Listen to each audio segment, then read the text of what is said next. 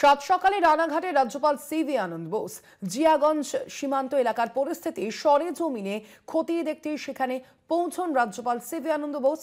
ট্রেনে রানাঘাট থেকে মুর্শিদাবাদ রওনা দেন রাজ্যপাল। গতকাল গিয়েছিলেন হাকিমপুর সীমান্ত পরিদর্শনে এবং আজ জিয়াগঞ্জ সীমান্ত এলাকার পরিস্থিতি সরেজমিনে রাজ্যপাল সিভি আনন্দ বোস তিনি আজ সাত সকালে রানাঘাটে।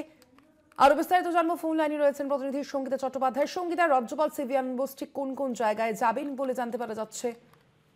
হ্যাঁ হ্যাঁ, দেখো স্বর্ণালী, রানাঘাটে আজকে সাত সকালে একটা ঐতিহাসিক মুহূর্ত, কারণ রাজ্যপাল সিভি আনন্দ বোস তিনি কিন্তু এসেছিলেন এবং রানাঘাট স্টেশন চত্বর দিয়েই তিনি কিন্তু মানে প্ল্যাটফর্মে কিন্তু তিনি যাচ্ছিলেন প্ল্যাটফর্মে, কারণ তিনি ট্রেন ধরবেন মুর্শিদাবাদ এবং জিয়াগঞ্জের উদ্দেশ্যে তিনি কিন্তু রওনা দিয়েছিলেন এবং মুর্শিদাবাদের যে ট্রেন সেই ট্রেন কিন্তু তিনি ধরবেন, তার জন্যই কিন্তু তিনি রানাঘাট স্টেশনে এসেছিলেন এবং খুব স্বতঃস্ফূর্তভাবে রানাঘাটবাসী বা প্ল্যাটফর্মে থাকা যাত্রীদের সাথে কিন্তু তিনি ভীষণভাবে মানে স্বতঃস্ফূর্তিতেই কিন্তু কথা বলছিলেন এবং তাদের সাথে আলাপচারিতা করছিলেন, জনসংযোগ করছিলেন বলা যেতে পারে এক কথায়।